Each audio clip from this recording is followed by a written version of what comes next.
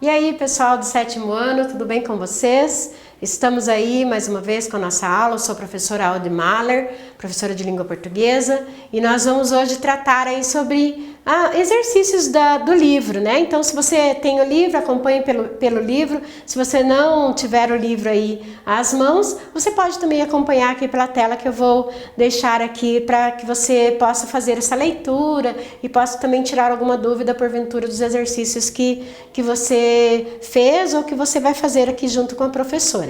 Bom, nessa aula passada nós falamos sobre essa questão do adjetivo, a flexão do adjetivo, quando ele tem a flexão de grau, de número, de gênero, e aí o livro ele também traz alguns exercícios relacionados aí a este conteúdo. Então nós vamos ver como que isso acontece quando nós estamos fazendo aí a atividade, como é bom nós sabermos aí a questão da regra que a professora passou com vocês. Bom, eu vou mudar aqui a tela para você visualizar.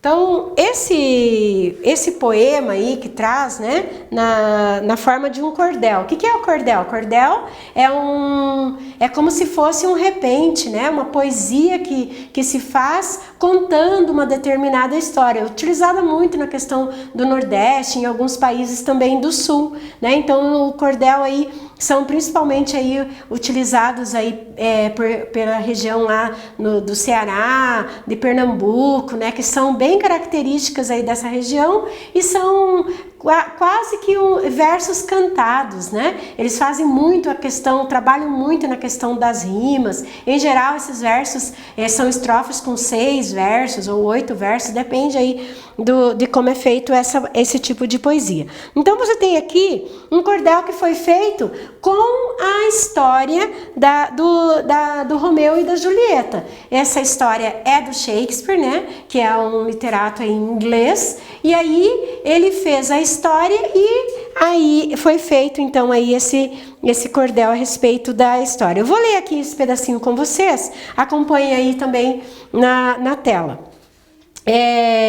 Tem lá na questão, né, no Castelo Capuleto, de laureado de esplendor, tinha a jovem Julieta um verdadeiro primor. A pureza de um anjo, a candidez de uma flor, parecia um querubim enviado lá de cima para fazer do amor a sua matéria-prima, merecendo das pessoas a mais devotada estima. No castelo dos Montecchios vivia o moço Romeu, que no espaço dos pais nasceu sadio e cresceu, a jovem mais elegante que Verona conheceu. Compareceram à festa a elite veronesa, rapazes, moças, granfinas, a casta da realeza, altas personalidades da refinada nobreza. Veja aí que quem conhece a história aí do Romeu e da Julieta, né? Você conhece em prosa, ou você assistiu a algum filme, ou assistiu a uma peça, né? Então, você percebe que a forma do cordel, ela fica bem interessante, né? Essa rima que o autor fez com a história. Bom, essa história aqui, foi o Sebastião Marinho, né, que fez esse cordel. No livro aí tem algumas perguntas que relacionam aí a esse cordel que nós acabamos de ler. Diz assim: o trecho que você leu é de uma adaptação da obra Romeu e Julieta para o cordel. Esse gênero utiliza muitas inversões para realizar suas rimas e para qualificar os substantivos. Quanto à divisão entre os adjetivos uniformes e biformes, responda a seguir ao que se pede. Ele pede então para que você localize e copie os adjetivos uniformes. O que é mesmo adjetivo uniforme? Adjetivo uniforme são aqueles que não modificam aí quanto à sua estrutura, tá? Então, quando a professora fala aí ave frágil, pássaro frágil, o frágil ele não modifica. Então, ali no texto, você tem ali tanto a questão, o elegante, você tem o primor, você tem o maior, que são palavras que não vão modificar, mesmo colocando aí com outros substantivos, tá? Então, livro maior, mesa maior. Veja que eu modifico a questão do substantivo, mas não o adjetivo. Moça elegante, moço elegante. Então, esses seriam os adjetivos que você deveria colocar aí na letra A. Na letra B, ele diz assim: localize e copie os adjetivos biformes. O que é biforme? Biforme modifica segundo o quê? Segundo o substantivo ao qual ele se refere. Então, nesse caso aí, tem desbotados, sinistro, laureado, devotada, sadio e refinada. Todos esses adjetivos que aí aparecem, eles vão modificar quanto ao gênero, né? Então eu falo assim: moço sadio, moça sadia, tá? Então nesse caso tem a questão de se adequar ao substantivo ao qual ele se refere.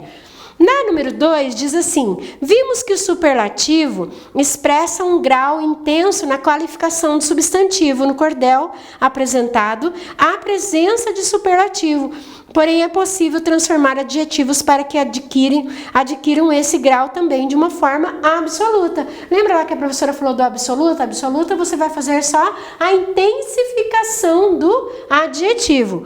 Transforma os adjetivos abaixo em superlativos absolutos, fazendo as modificações necessárias na frase. Então está assim: o jovem mais elegante que Verona conheceu. Nesse caso ele está superlativo, né? E ele quer que você transforme, superlativo relativo, ele quer que você transforme em superlativo absoluto. Então você vai colocar lá, pode ser absoluto analítico ou pode ser absoluto sintético. Então, o elegante ali, no caso, que é o teu adjetivo, você vai então transformar para ficar no absoluto sintético, por exemplo. Então, é o jovem elegantíssimo. Isso se for no absoluto sintético. Elegantíssimo. E se for no absoluto analítico, é o jovem muito elegante,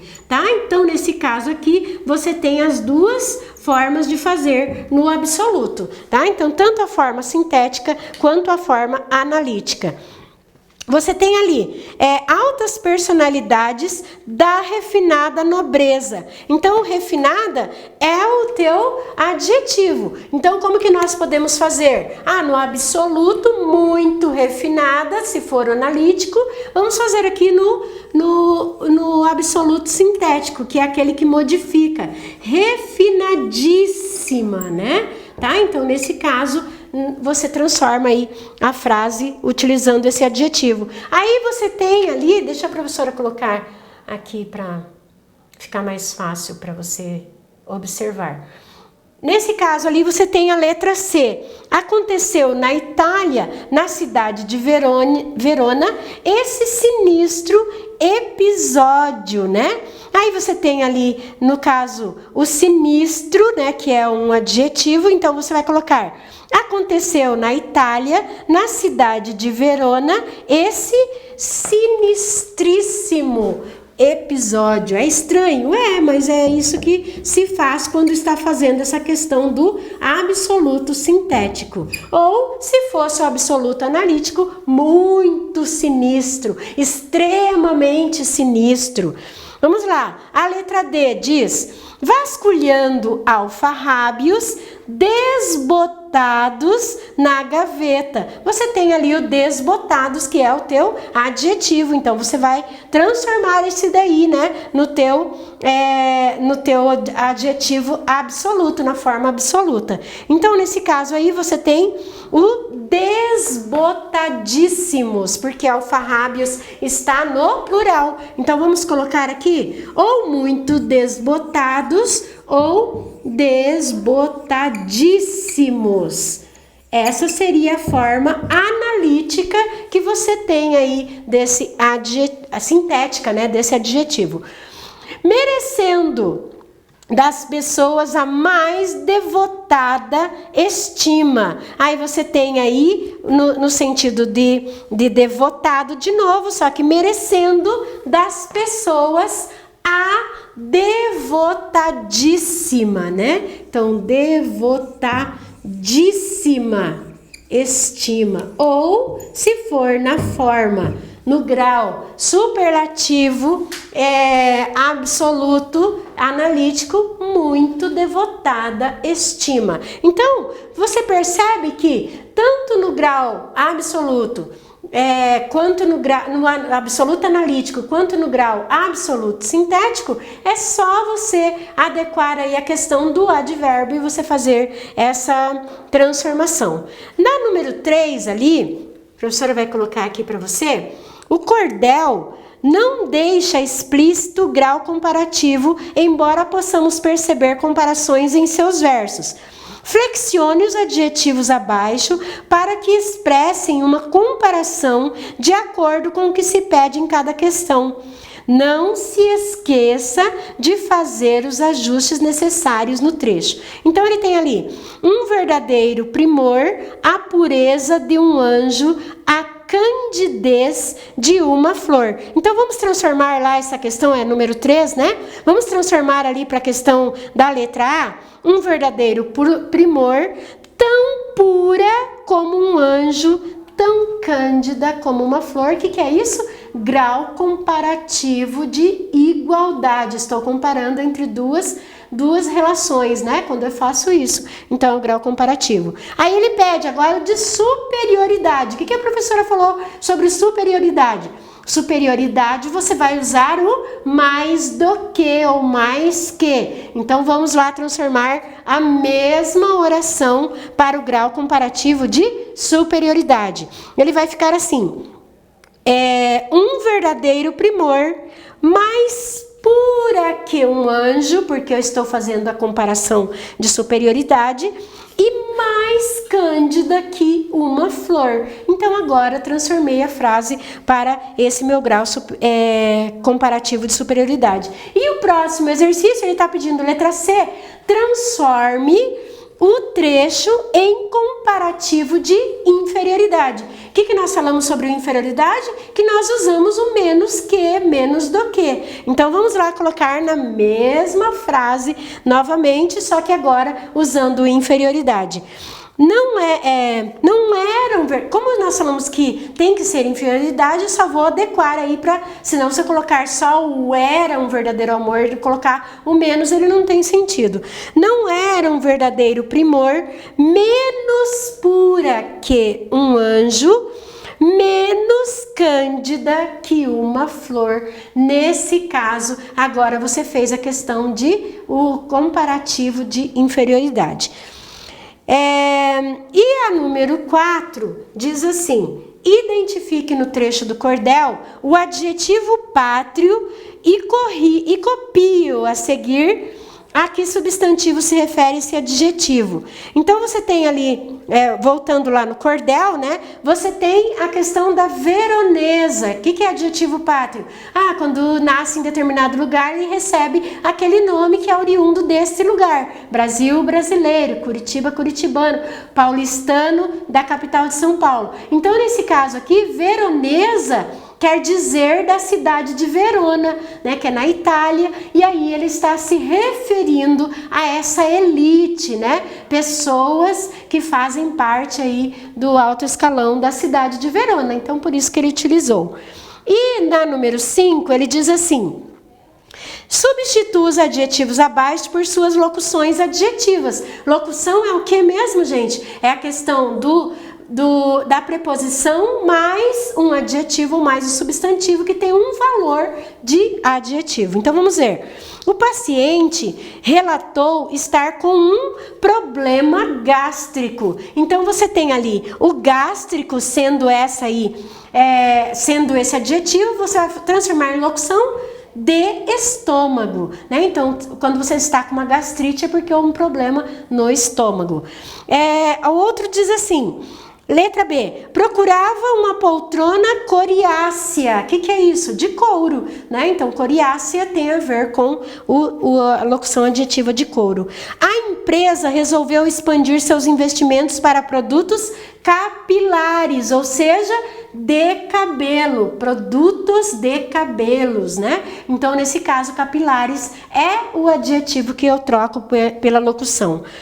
Derivados farináceos têm sido combatidos por nutricionistas. Farináceos aí você percebe que é muito parecido com a palavra de origem. Então, de farinha é o que você deveria colocar pela locução adjetiva. E a letra E, os Estados Unidos tem grande poder bélico. Lembra que nós falamos sobre essa palavra? Ou seja, de guerra, né? Bélico você troca aí pela palavra guerra. Então é isso, pessoal. Essas correções que nós fizemos têm a ver com a produção do cordel, com o adjetivo, com a locução adjetiva, com os adjetivos e as flexões aí. Eu espero que você tenha aprendido e que na próxima aula nós já vamos passar para um outro capítulo do livro e que nós aprendamos cada vez mais. Eu espero você e até lá. Tchau!